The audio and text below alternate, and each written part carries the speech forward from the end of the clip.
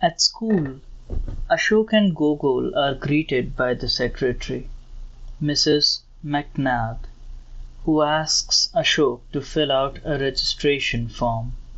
He provides a copy of Gogol's birth certificate and immunization record, which Mrs. McNabb puts in a folder along with the registration.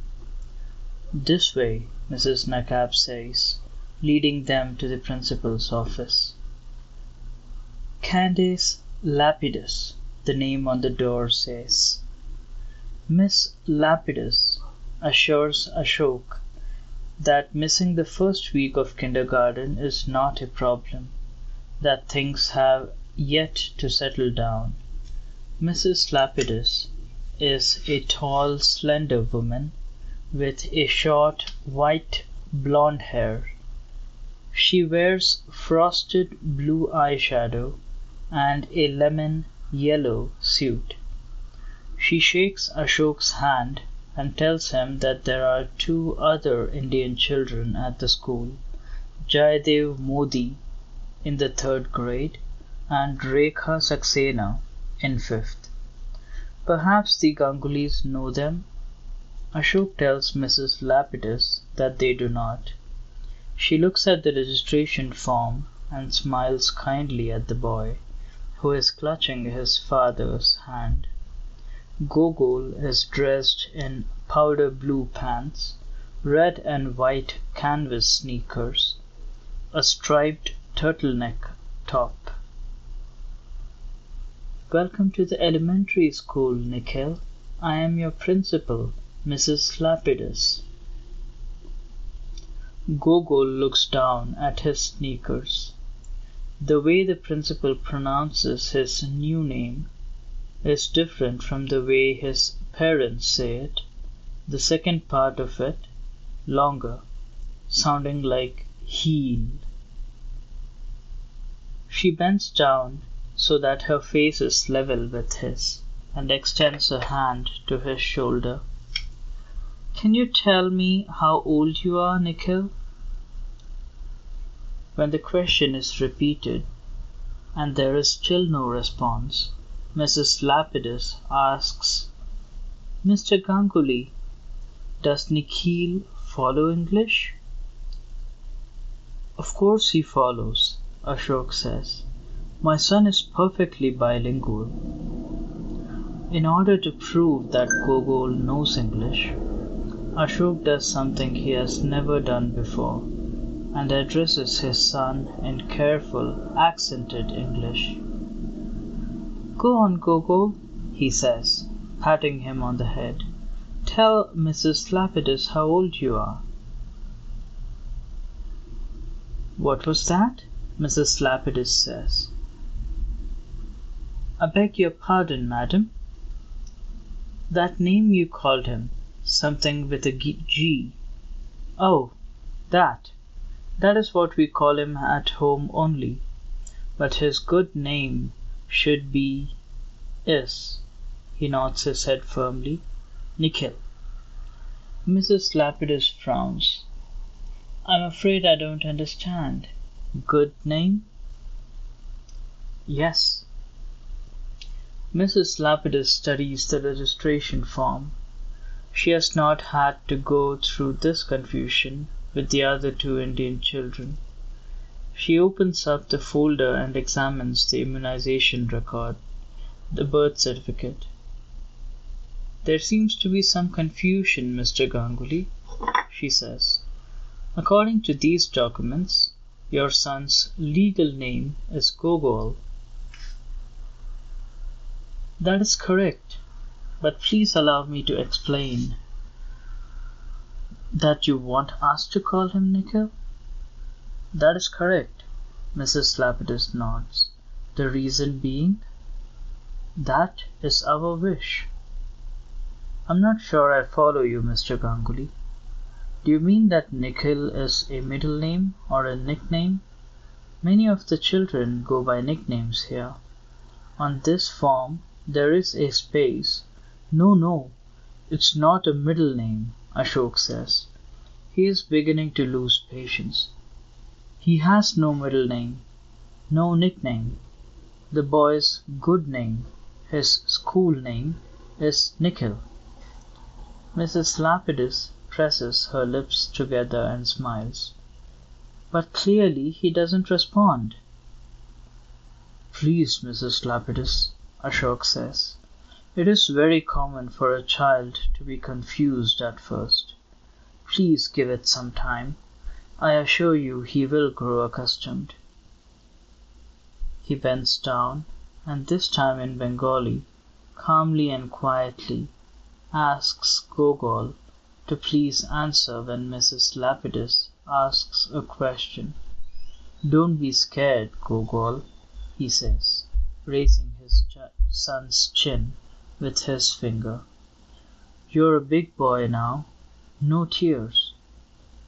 Though Mrs. Lapidus does not understand a word, she listens carefully, hears that name again, Gogol. Lightly in pencil, she writes it down on the registration form. Ashok hands over the lunch box, a windbreaker in case it gets cold. He thanks Mrs. Lapidus. "Be good, Nikhil," he says in English, and then, after a moment's hesitation, he is gone. When they are alone, Mrs. Lapidus asks, "Are you happy to be entering elementary school, Gogol?" "My parents want me to have another name in school." "And what about you, Gogol? Do you want to be called by another name?" After a pause he shakes his head.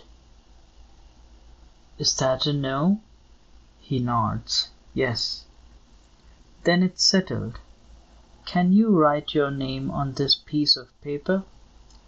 Gogol picks up a pencil, grips it tightly, and forms the letters of the only word he has learned thus far to write from memory, getting the L backwards due to nerves. "What beautiful penmanship you have," Mrs. Lapidus says. She tears up the old registration form and asks Mrs. McNabb to type up a new one. Then she takes Gogol by the hand down a carpeted hallway with painted cement walls. She opens a door, and Gogol is introduced to his teacher, Miss Watkins, a woman with hair in 2 braids, wearing overalls and clogs. Inside the classroom is a small universe of nicknames. Andrew is Andy, Alexandra Sandy, William Billy, Elizabeth Lizzie. It is nothing like the schooling Gogol's parents have known. Fountain pens, and polished black shoes, and notebooks, and good names, and sir or madam at a tender age. Here the only official ritual is pledging allegiance first thing in the morning to the American flag. For the rest of the day they sit in a communal round table, drinking punch and eating cookies, taking naps on little orange cushions on the floor. At the end of his first day he is sent home with a letter to his parents from Mrs. Lapidus, folded and stapled to a string around his neck, explaining that due to their son's preference, he will be known as Gogol at school. What about the parents' preference? Ashima and Ashok wonder, shaking their heads. But since neither of them feels comfortable pressing the issue, they have no choice but to give in. And so Gogol's formal education begins. At the top of sheets of scratchy pale yellow paper he writes out his pet name again and again, and the alphabet in capitals and lower case. He learns to add and subtract, and to spell his first words.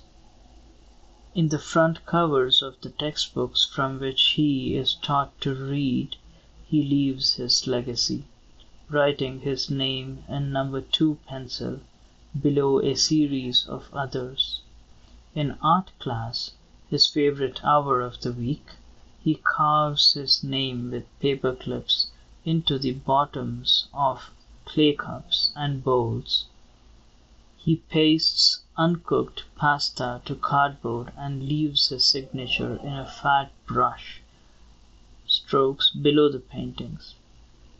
Day after day, he brings his creations home to Ashima, who hangs them proudly on the refrigerator door.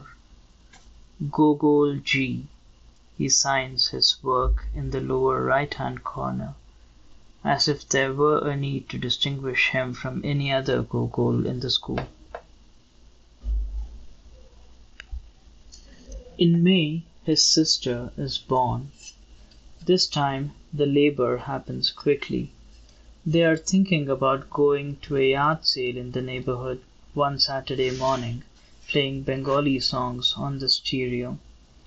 Gogol is eating frozen waffles for breakfast, wishing his parents would turn off the music so that he could hear the cartoons he is watching, when his mother's water breaks. His father switches off the music and calls Dilip and Maya Nandi, who now live in a suburb 20 minutes away and have a little boy of their own. Then he calls the next-door neighbor, Mrs. Merton, who has offered to look after Gogol until the Nandis arrive.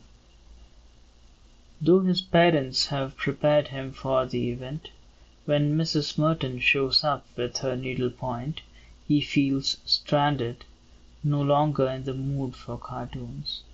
He stands on the front step, watching his father help his mother into the car, waving as they pull away. To pass the time, he draws a picture of himself and his parents and his new sibling, standing in a row in the front of their house. He remembers to put a dot on his mother's forehead, glasses on his father's face, a lamppost by the flagstone path in front of the house. Well, if that's not the spitting image, Mrs. Merton says, looking over his shoulder. That evening, Maya Nandi, whom he calls Maya Mashi, as if she were his own mother's sister, his own aunt, is heating up the dinner she has brought over when his father calls to say the baby has arrived. The next day, Gogol sees his mother sitting in an angled bed, a plastic bracelet around her wrist, her stomach no longer as hard and round. Through a big glass window he sees his sister asleep, lying in a small glass bed, the only one of the babies in the nursery to have a thick black hair. He is introduced to his mother's nurses. He drinks the juice and eats the pudding off his mother's tray. Shyly, he gives his mother the picture he has drawn. Underneath the figures he has written his own name and Ma and Baba. Only the space under the baby is blank. I didn't know the baby's name, Gogol says, which is when his parents tell him. This time, Ashok and Ashima are ready. They have the names lined up for a boy or a girl.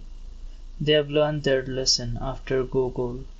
They have learned that schools in America will ignore parents' instructions and register a child under his pet name. The only way to avoid such confusion, they have concluded, is to do away with the pet name altogether, as many of their Bengali friends have already done.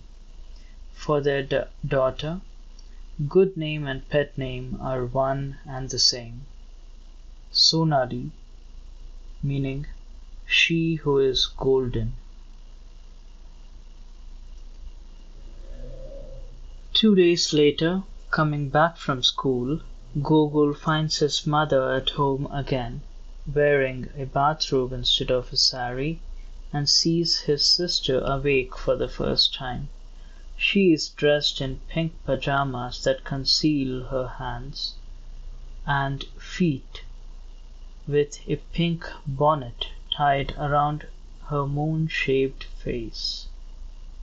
His father is home too. His parents sit Gogol on the living room sofa and place Sonali in his lap, telling him to hold her against his chest, a hand cupped under her head, and his father takes pictures with a new Nikon 35mm camera. The shutter advances slowly, repeatedly. The room is bathed in rich afternoon light. "Hi, Sonali," Gogol says, sitting stiffly, looking down at her face, and then up at the lens. Though Sonali is the name on her birth certificate, the name she will carry officially through life, at home they begin to call her Sonu, then Sona, and finally Sonia. Sonia makes her a citizen of the world. It's a Russian link to her brother. It's European. It's South American.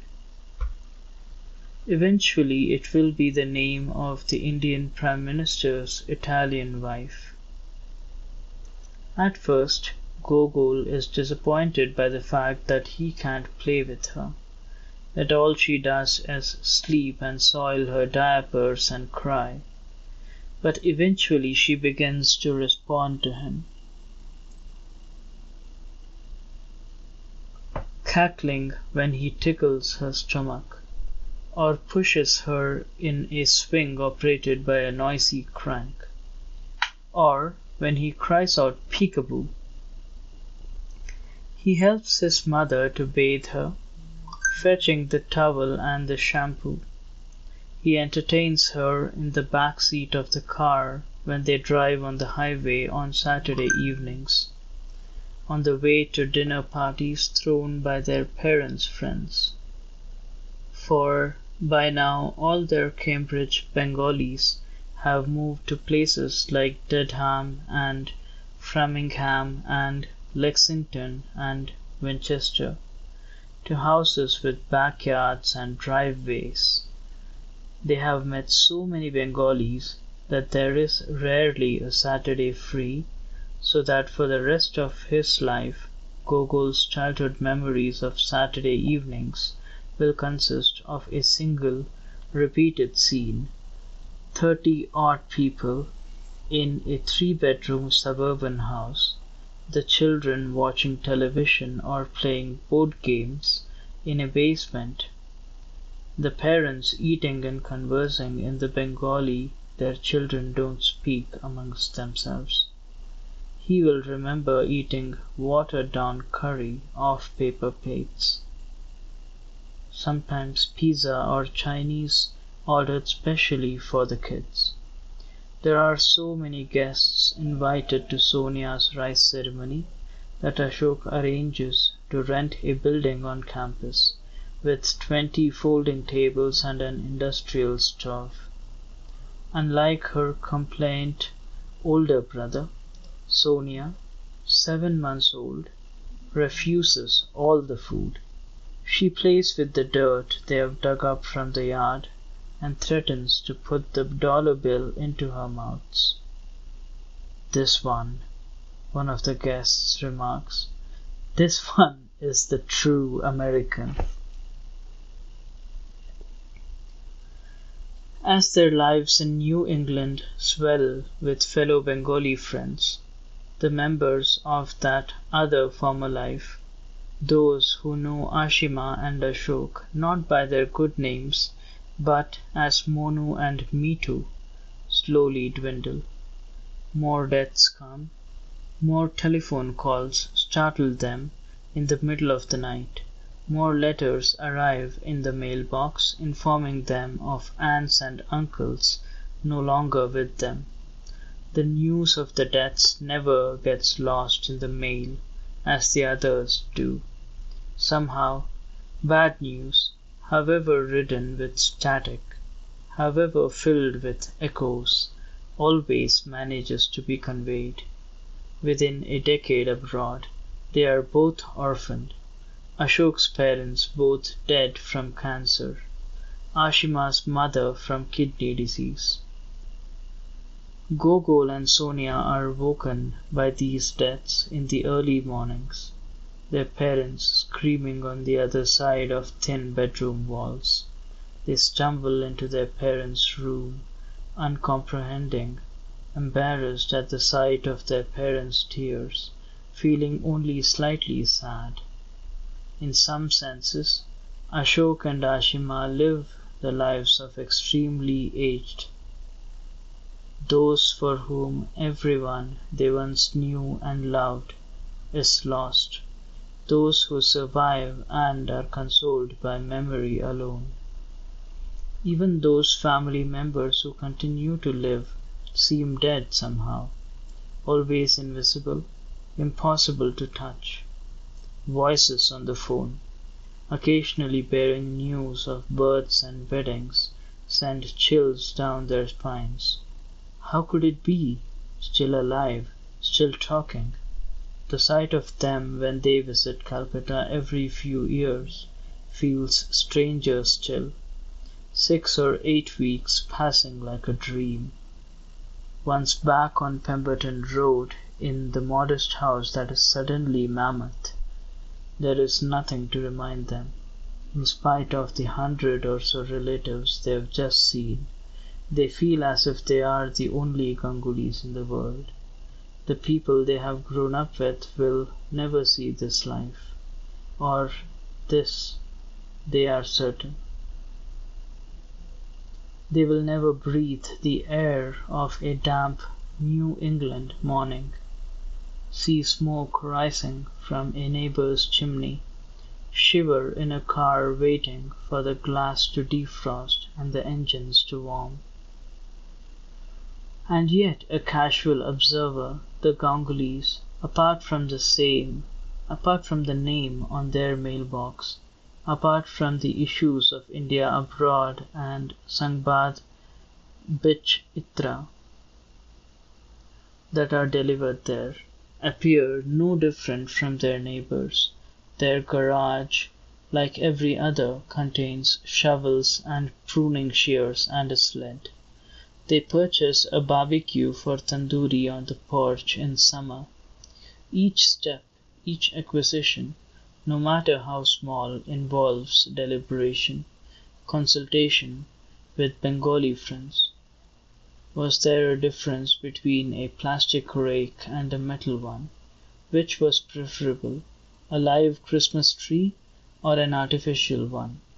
They learned to roast turkeys, albeit rubbed with garlic and cumin and cayenne, at Thanksgiving, to nail a wreath to their door in December, to wrap wooden scarves around snowmen, to color boiled eggs violet and pink at Easter, and hide them around the house. For the sake of Gogol and Sonia they celebrate, with progressively increasing fanfare, the birth of Christ, an event the children look forward to far more than the worship of Durga and Saraswati.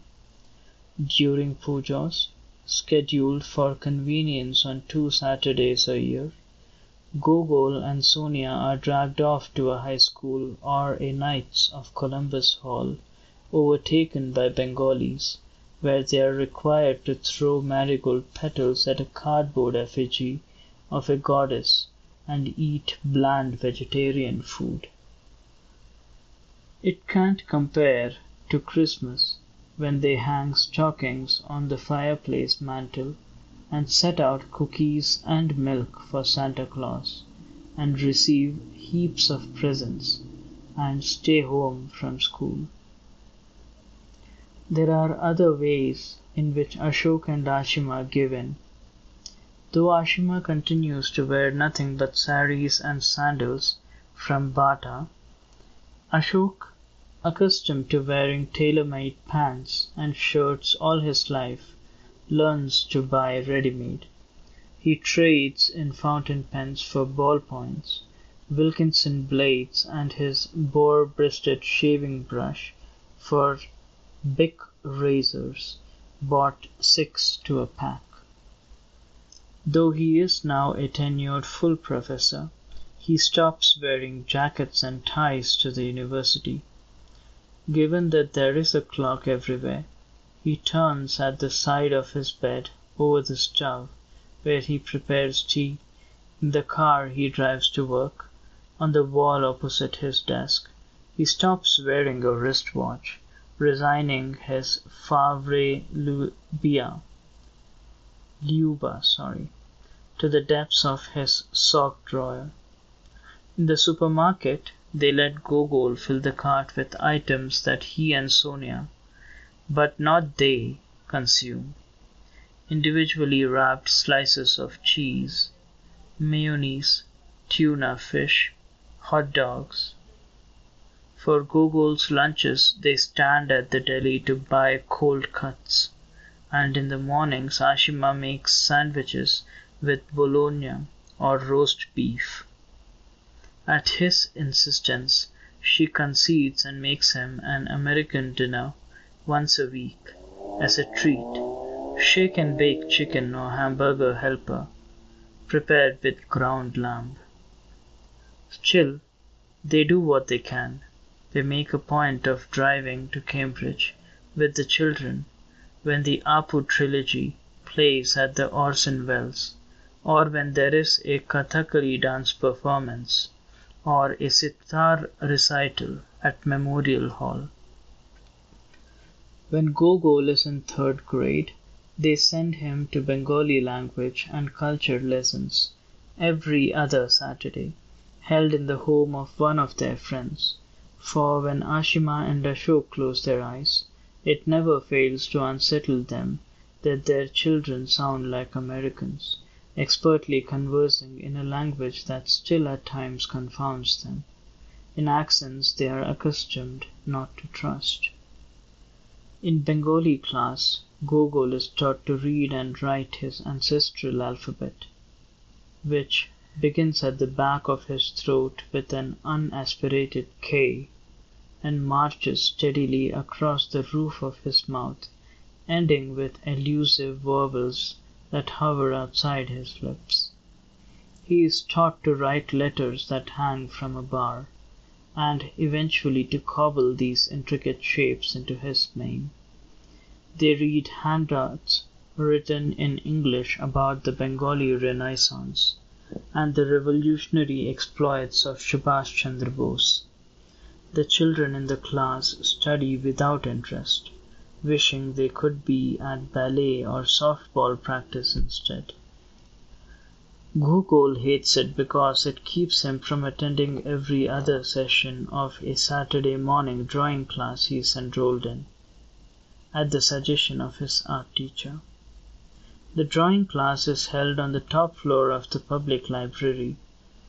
On nice days they are taken for walks through the historic district, carrying large sketch pads and pencils, and told to draw the facade of this building or that. In Bengali class they read from hand-sewn primers, brought back to their teacher from Calcutta, intended for 5-year-olds, printed Gogol can't help noticing on paper that resembles the folded toilet paper he uses at school. As a young boy, Gogol doesn't mind his name. He recognizes pieces of himself on road signs. Go left, go right, go slow. For birthdays, his mother orders a cake on which his name is piped across the white frosted surface in bright blue sugary script. It all seems perfectly normal. It doesn't bother him that his name is never an option on keychains or metal pins on refrigerator magnets. He has been told that he was named after a famous Russian author born in a previous century, that the author's name, and therefore his, is known throughout the world and will live on forever. One day his father takes him to the university library and shows him, on the shelf, well beyond his reach, a row of Gogol spines. And his father opens up one of the books to a random page. The print is far smaller than in the Hardy Boys series Gogol has begun recently to enjoy. In a few years, his father tells him, you'll be ready to read them. Though substitute teachers at school always pause, looking apologetic when they arrive at his name on the roster, forcing Gogol to call out even before being summoned, "That's me." Teachers in the school system know not to give it a second thought. After a year or two, the students no longer tease and say giggle or gargle. The programs of the school, Christmas plays, the parents are accustomed to seeing his name among the cast. Gogol is an outstanding student, curious and cooperative, his teacher writes, year after year on report cards. Go Gogol, his classmates shout on golden autumn days as he runs the bases or sprints in a dash. As for his last name, Ganguly, by the time he is 10, he has been to Calcutta 3 more times, twice in summer and once during Durga Puja, and from the most recent trip he still remembers the sight of it etched respectively into the whitewashed exterior of his paternal grandparents' house. He remembers the astonishment of seeing 6 pages full of Gangulys, 3 columns to a page, in the Calcutta telephone directory. He had wanted to rip out the page as a souvenir, but when he had told this to one of his cousins, the cousin had laughed. On taxi rides through the city, going to visit the various homes of his relative, his father had pointed out the name elsewhere on the awnings of confectioners and stationers and opticians. He had told Gogol that Ganguly is a legacy of the British, an anglicized way of pronouncing his real surname, Gangopadhyay. Back home on Pemberton Road, he helps his father paste individual golden letters bought from a rack in a hardware store, spelling out Ganguly on the outside of their mailbox. One morning, the day after Halloween, Gogol discovers on his way to the bus stop that it has been shortened to Gang, with the word green scrawled in pencil following it. His ears burn at the sight, and he runs back into the house, sickened, certain of the insult his father will feel. Though it is his last name too, something tells Gogol that the desecration is intended for his parents more than Sonia and him. By now, he is aware in stores of cashiers smirking at his parents' accents, and of salesmen who prefer to direct their conversation to Gogol, as though his parents were either incompetent or deaf. But his father is unaffected by such moments, just as he is unaffected by the mailbox. "It's only boys having fun," he tells Gogol, flicking the matter away with the back of a hand. and that evening they drive back to the hardware store and buy the missing letters again. Then one day the peculiarity of his name becomes apparent. He is 11 years old, in 6th grade, on a school field trip of historical intent. They set off in their school bus, 2 classes, 2 teachers, 2 chaperones, along the ride, driving straight through town and onto the highway.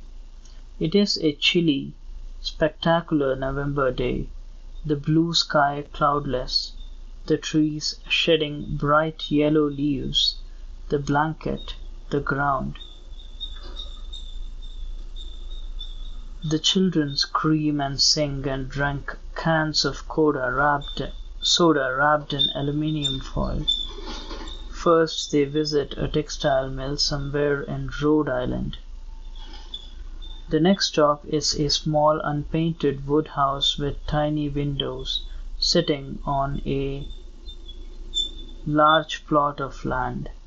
Inside, after adjusting to the diminished light, they stare at a desk with an inkwell at its top, a soot-stained fireplace, a washtub, a short, narrow bed. It was once the home of a poet, they are told. All the furniture is roped off from the center of the room, with little signs telling them not to touch.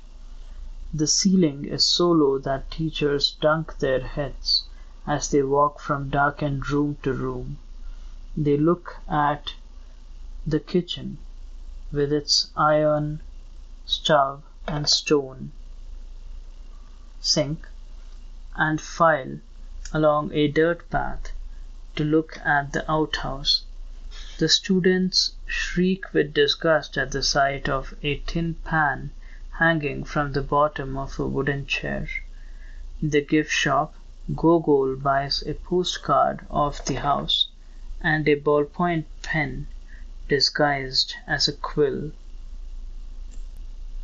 The final stop on the field trip, a short distance by bus from the poet's house, is a graveyard where the writer lies buried. They take a few minutes wandering from stone to stone among thick and thin tablets, some leaning back as if pressed by a wind. The stones are square and arched, black and grey, more often plain than shiny, caked with lichen and moss. On many of these stones the inscriptions have faded. They find the stone that bears the poet's name. "Line up," the teachers say. "It's time for a project." The students are each given several sheets of newsprint and thick colored crayons whose labels have been peeled. Gogol can't help but feel a chill. He has never set foot in a graveyard before, only glimpsed them in passing, riding in cars. There is a large one on the outskirts of their town, once stuck in traffic. He and his family had witnessed a burial from a distance, and ever since then, whenever they drive by, his mother always tells them to avert their eyes. To Gogol's surprise, they are not told to draw the gravestones, but to rub their surfaces. A teacher crouches down, one hand holding the newsprint in place, and shows them how. The children begin to scamper between rows of the dead, over leathery leaves, looking for their own names, a handful triumphant when they are able to claim a grave that they are related to. "Smith!" they holler. "Collins! Wood!" Gogol is old enough to know that there is no Ganguly here. He is old enough to know that he himself will be burned, not buried, that his body will occupy no plot of earth, that no stone in this country will bear his name beyond life. In Calcutta, from taxis and once from the roof of his grandparents' house, he had seen the dead bodies of strangers carried on people's shoulders through streets decked with flowers wrapped in sheets.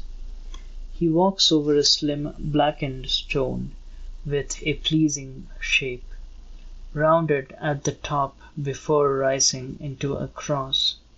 He kneels on the grass and holds up the newsprint, then begins to rub gently with the side of his crayon. The sun is already sinking and his fingers are stiff with cold. The teachers and chaperones sit on the ground, legs extended, leaning back against the headstones, the aroma of their methanol cigarettes drifting through the air. At first, nothing appears apart from a grainy, featureless wash of midnight blue. But then suddenly the crayon meets with slight resistance, and letters, one after another, emerge magically on the page. Abijah Craven, 1701 to 45. Gogol has never met a person named Abijah, just as he now realizes. He has never met another Gogol. He wonders how to pronounce Abijah, whether it's a man or a woman's name. He walks to another tombstone, less than a foot tall, and presses another sheet of paper to its surface. This one says, Anguish Mather, a child. He shudders, imagining bones no longer than his below the ground. Some of the other children in the class, already bored with the project, begin chasing one another around the stones, pushing and teasing and snapping gum. But Gogol goes from grave to grave with paper and crayon in hand, bringing to life one name after another. Peregrine Wharton, d. 1699, Ezekiel and Uriah Lockwood, brothers, R.I.P. He likes these names, likes their oddness, their flamboyance. Now those are some names you don't see very often these days, one of the chaperons passing by and looking down at his rubbings remarks. Sort of like yours. Until now it has not occurred to Gogol that names die over time, that they perish just as people do. On the ride back to school, the rubbings made by the other children are torn up, crumpled, tossed at one another's heads, abandoned below the dark green seats. But Gogol is silent, his rubbings rolled up carefully like parchment in his lap. At home, his mother is horrified. What type of field trip was this? It was enough that they applied lipstick to their corpses and buried them in silk-lined boxes. Only in America, a phrase she has begun to resort to often these days.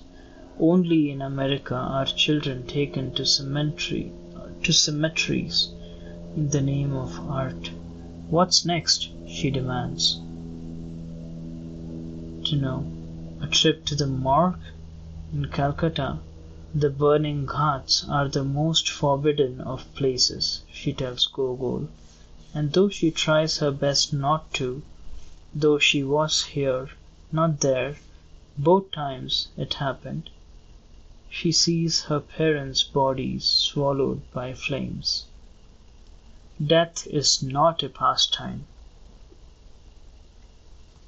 she says, her voice rising unsteadily, not a place to make paintings.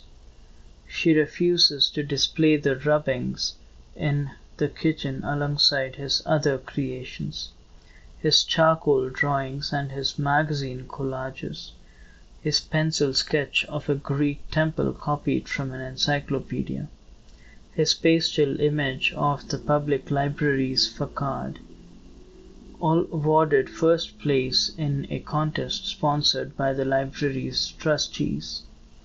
Never before has she rejected a piece of her son's art. The guilt she feels at Gogol's deflated expression is leavened by common sense.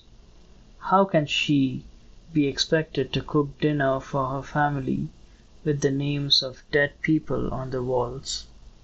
But Gogol is attached to them, for reasons he cannot explain or necessarily understand. These ancient Puritan spirits, these very first immigrants to America, these bearers of unthinkable, obsolete names, have spoken to him, so much so that in spite of his mother's disgust, he refuses to throw the rumblings away. He rolls them up, takes them upstairs and puts them in his room, behind his chest of drawers, where he knows his mother will never bother to look, and where they will remain ignored but protected, gathering dust for years to come.